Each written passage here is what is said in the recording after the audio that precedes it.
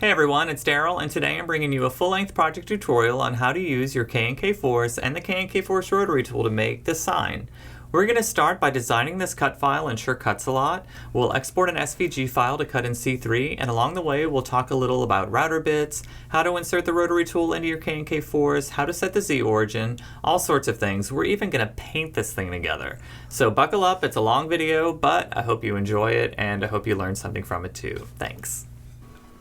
We're going to use Sure Cuts a Lot to design our sign, and the first thing that I want to do is set the mat size to be equal to the overall size of the material that I'm working with.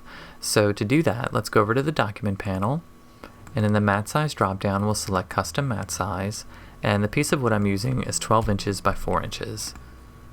Great! Now we can move on to adding some text. So let's select the text tool, click somewhere in the mat. I'm going to type Seasons Greetings.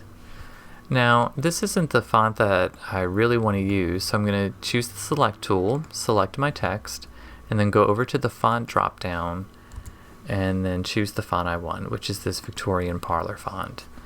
Now, if we zoom in a little bit, you can see that this is a display font and it has all of these little bits in there. And anytime you use a brush script font or any kind of handwritten fonts, there's often a little bit of cleanup that you have to do.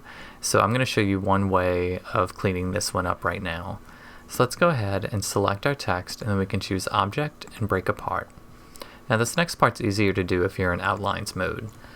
So now that we're there, let's click the inner shape that we want to keep and the outside border, and we'll merge those together. Now I'm going to drag a marquee around the whole letter and click Path and then Union. And you'll see now all of those little internal bits went away. So I can merge that back together and then repeat the same process on each letter. Now, one of the nice things is that this particular Foundry also included a version of this font that does not have the distressing. So I'm actually going to use that, and you'll see now everything is looking pretty good. So let's zoom back to our mat. And now I can bring in a graphical element that I want to use in the design as well. So let's go ahead and get that in there. It's a piece of mistletoe.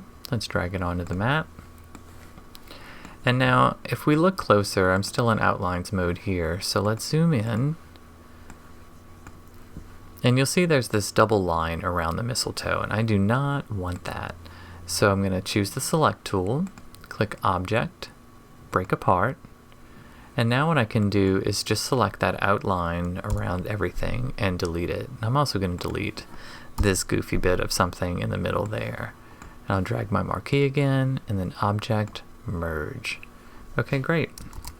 Now I know I definitely want two of these, so let's copy and paste it and get a second one.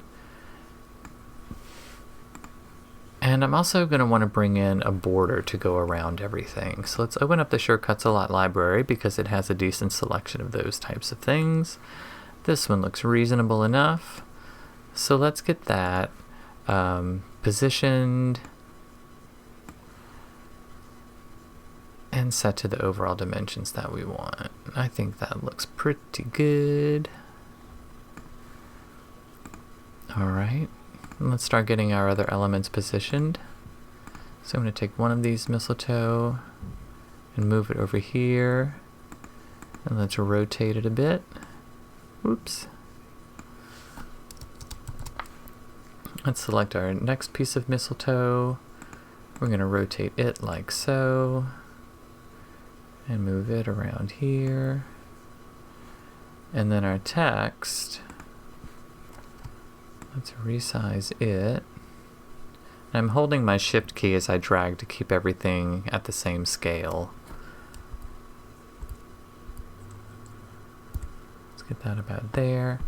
And now I'm actually going to just stretch it and kind of freeform a little bit.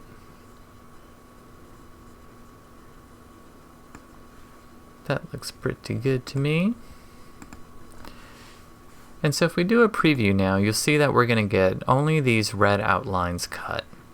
Now I'd like to add a bit of a debossed effect to the mistletoe.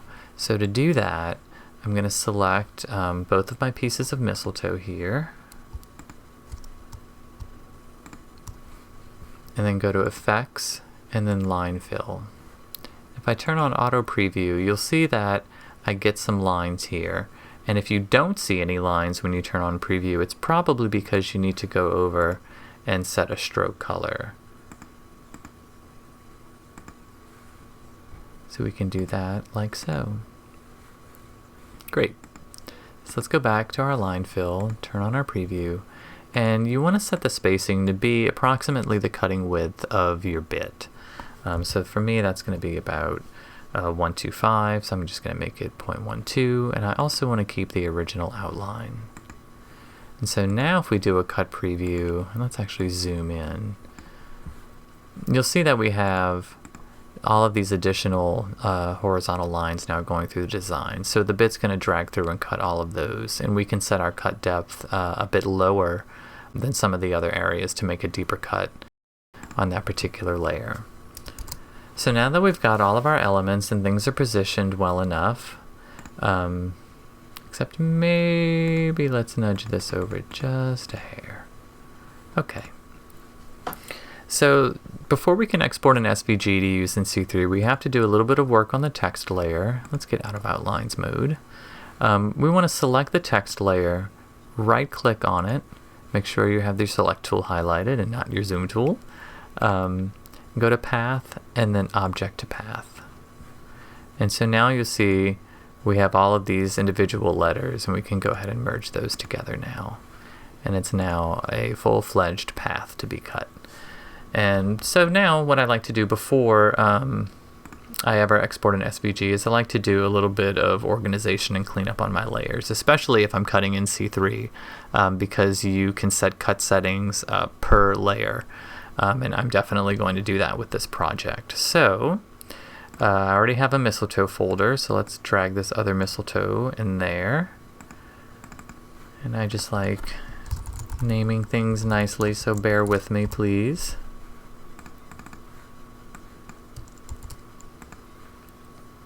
Alright, so we have our mistletoe folder.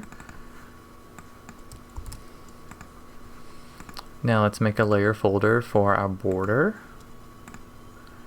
We can move that under there. Call this border. And so now we just have our text. So let's move that under that folder. Double click it and call it text. Perfect. And so there we go. Now to export an SVG, all I have to do is go up to File, Export. Let's give it a name, Season's Greetings. I'll click Save. Make sure that your resolution is set to 72 dpi, so you'll have the same overall dimensions. If you set this to something else, your overall project size is going to be larger when you import it to C3. Great. So now let's go over to C3, and we can upload the SVG file that we just created. And there it is. And this will take a bit to upload. Anytime you create a file that has fill lines in it, it basically adds a whole lot more data than would otherwise be there. So sometimes it takes a little bit to upload, more so than if you would just have an empty shape by itself.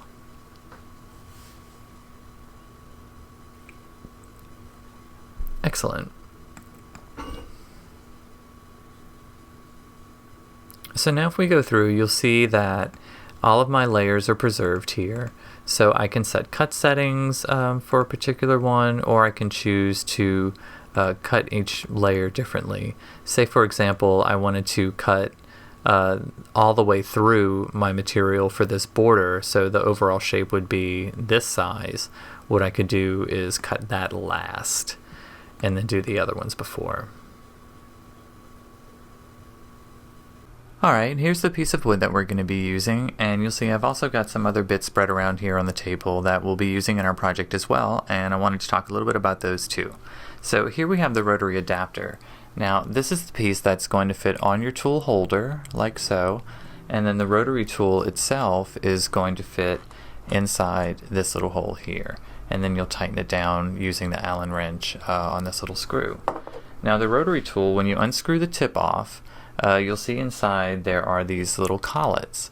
Now, depending on the size bit you use, you want to use a larger or smaller collet, so when you screw the tip back down, you'll have a nice tight snug fit around your bit. And speaking of bits, I have a couple here. This one is one that I use for plastics and acrylic, things like that. You'll see it has kind of a gnarly edge, and it's really good for removing dense materials. That one. And it's always good to keep your bits kind of protected a bit. Some come in cases, some don't. The edges of them can also be really sharp, so be careful when handling them because you don't want to cut yourself. And this bit here is actually the one that we're going to be using, and it is just a straight single flute and mill cutter.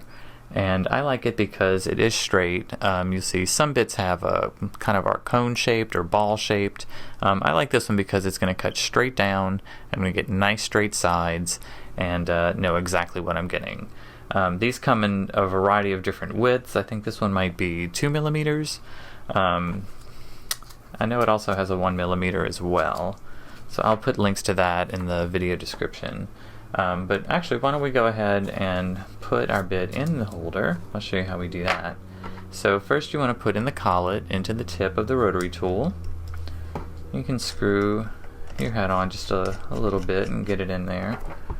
And then you can insert your bit and then continue tightening the tool.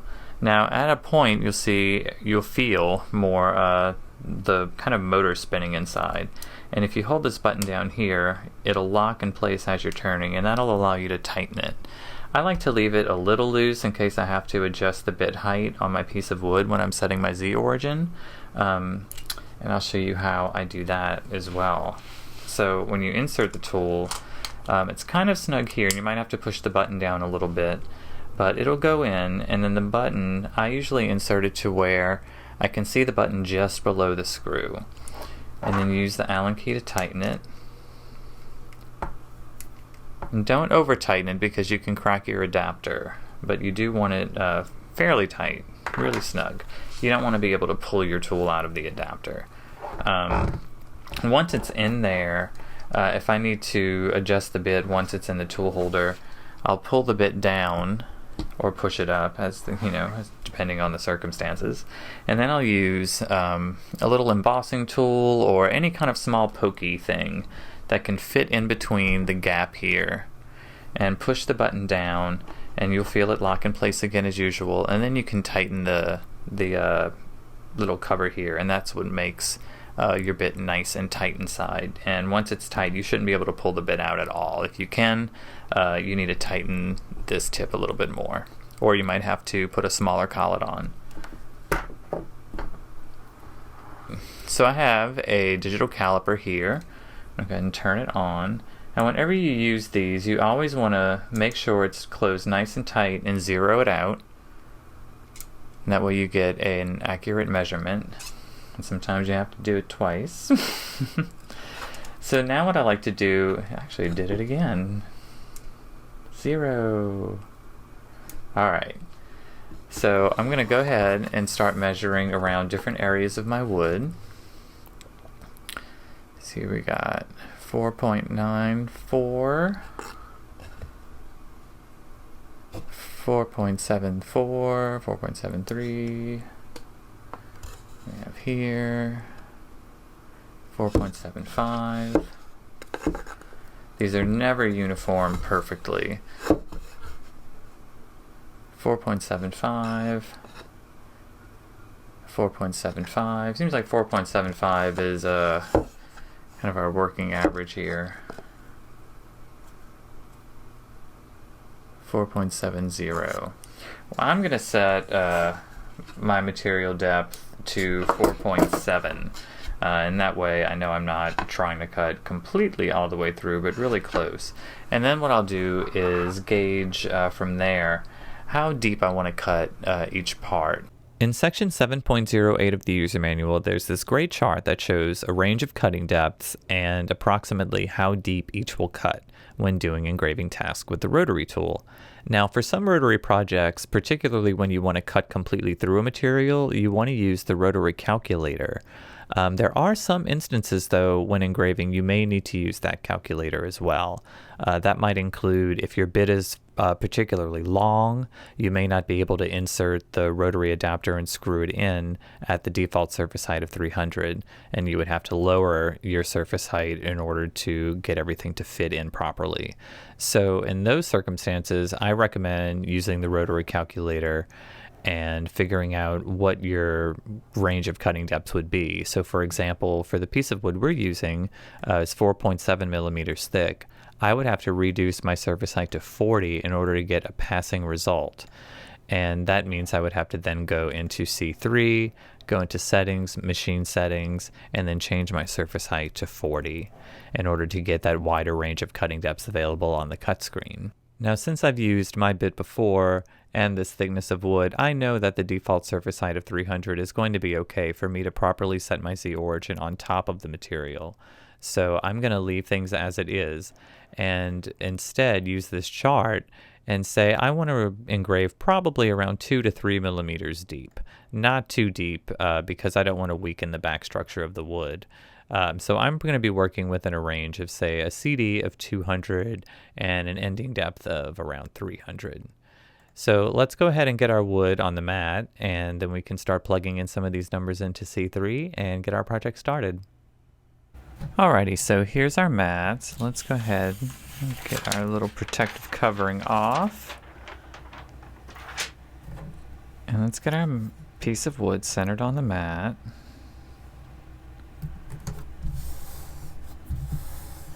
Now I like to use bits of packing tape on the corners just to kind of hold things in place a bit more.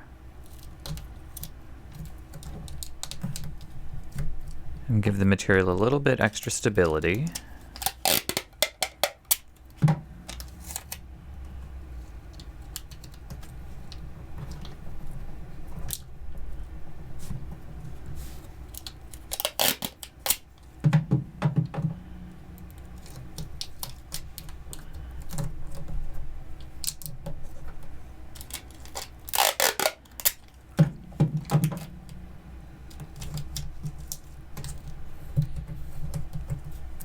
And just because it can never be too stable, let's put a little bit extra on the sides here.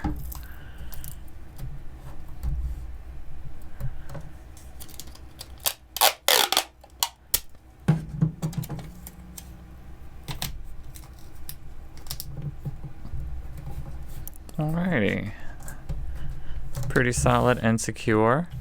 And what I also like to do, just to keep my mat a little cleaner, is just put some little scraps of cardstock around the edges where it's going to be cutting. And that just keeps sawdust from straying on your mat. And you can go crazy and cover the whole thing. Or if you're using, if you're doing a lot of the same sorts of project, you can also cut a piece of poster board or something and make a template just around this. And protect the whole rest of the mat as well. But this is good enough for our purposes right now. So let's go ahead and put this in the machine and we can start setting our Z origin and all that fun stuff. Before we get started setting cut settings, I want to show you a quick shortcut that can make this a lot more efficient. So we have to slow down all of these various speeds across these different layers. So one thing you can do to make that quicker is to go to Settings, Machine Settings, and change your defaults. So I want to set all of these to 10. And then click Apply. And now click and go back to the cut screen, and you'll see all of my various speeds have been slowed down to those new defaults. So now I can go ahead and order the layers in the order that I want them to be cut. And I want to start with the text since it's in the middle, so I'll move that up. Then mistletoe is fine in the middle, and then the last one I want to do is the border. So for the text, I want to do this in 4 passes with a starting depth of 50 and an ending depth of 200.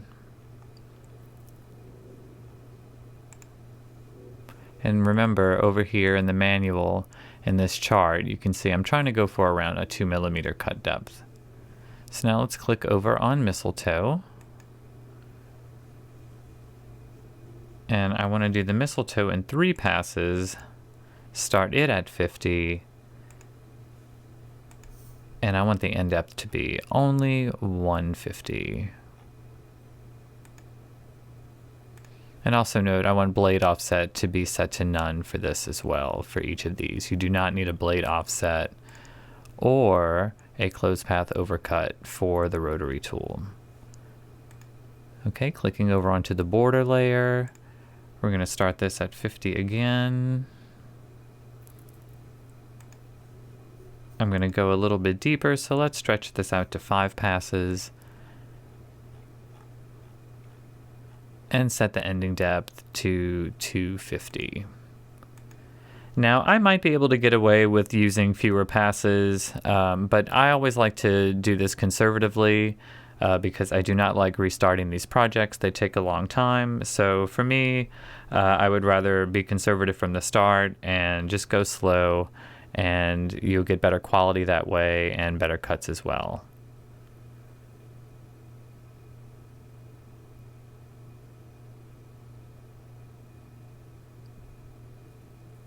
All right, so let's scroll down and we can click on Replace Left Tool, and then we'll get started inserting the rotary tool into the tool holder.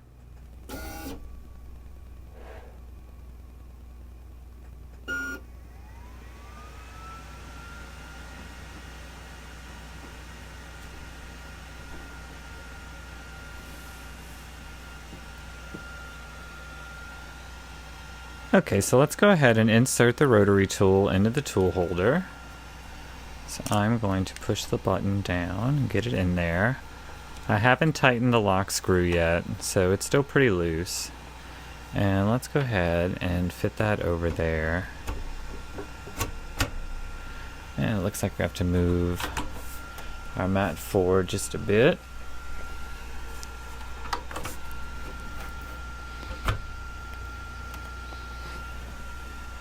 Okay, so I can see that my screw holes are not aligned, and I need to lift this up just a bit. And you'll see there. So that's a good dry fit. Let's go ahead and screw in these.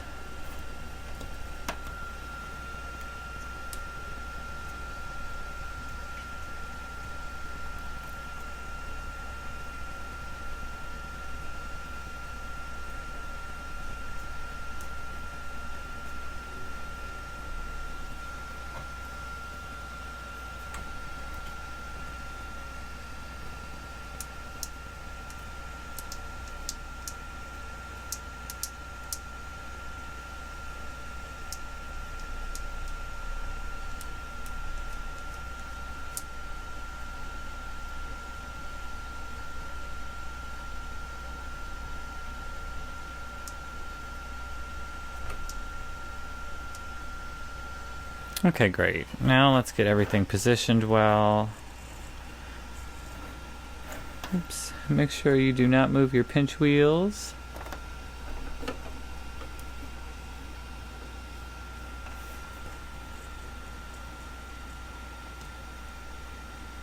And I'm going to position this now at the edge of the board on the bottom, and that way I only have to worry about moving it left and right when I set the XY origin.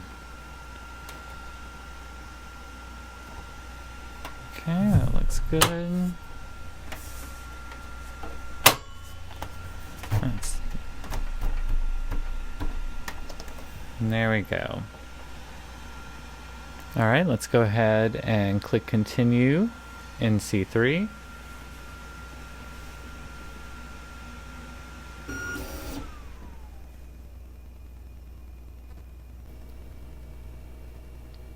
Okay, now that our Z origin's set, let's go ahead and tighten this lock nut. Remember, you don't want to tighten it too much because it could crack the adapter, especially right along here.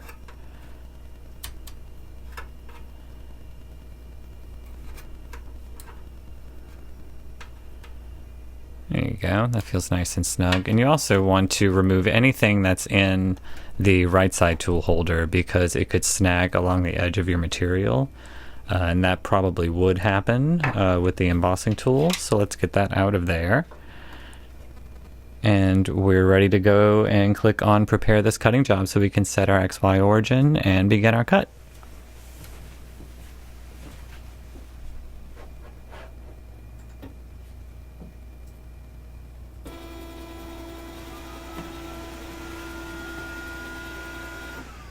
Alright, that looks pretty good. So let's turn on our tool and click continue in C3.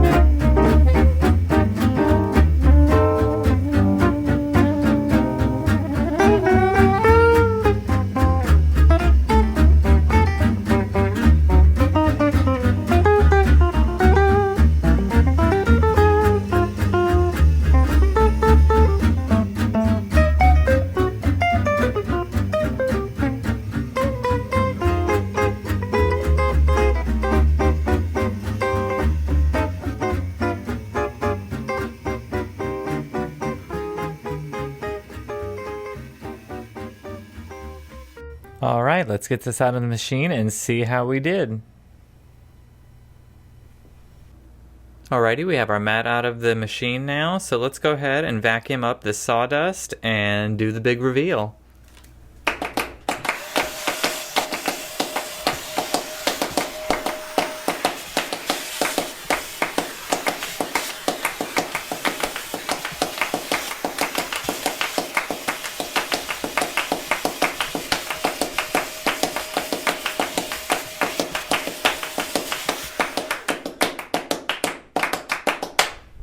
Alrighty, that looks pretty good. We need to do some sanding, but it looks like we might have lost the berries in the middle of the mistletoe, but I suspect that's because of the width of the bit.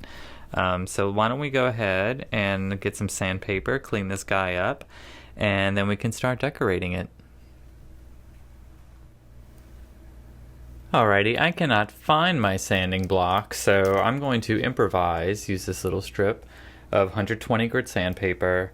And I have this little 99-cent box of stamps that I bought at Michael's one day. So I'm just going to wrap my sandpaper around this block.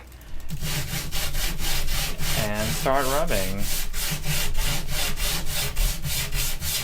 I'm going with the grain.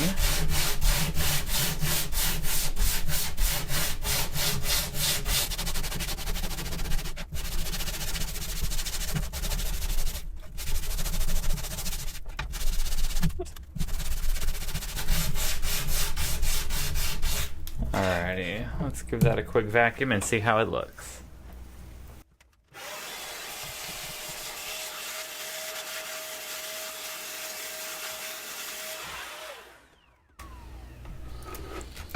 There we go. So I hold that up. Getting an awful lot of light reflection. But there we go.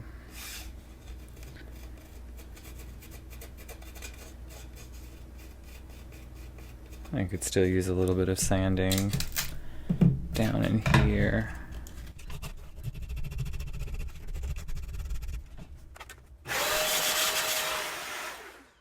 Let's just use a little tack cloth to get any remnants out of there.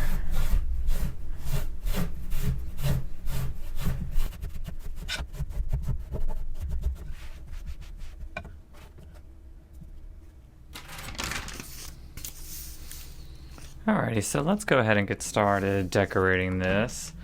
I'm just going to kind of wing it. I don't really know much of what I'm doing, but I'm going to start by braying over a layer of this folk art trusted quality ultra dye. This is the infrared color. It's a super duper duper bright red.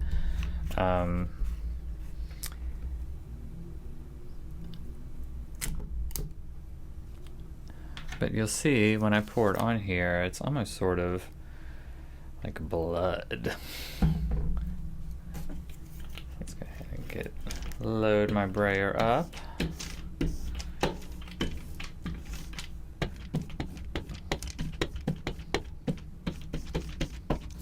All right, and now I'm just going to pass it over across the top.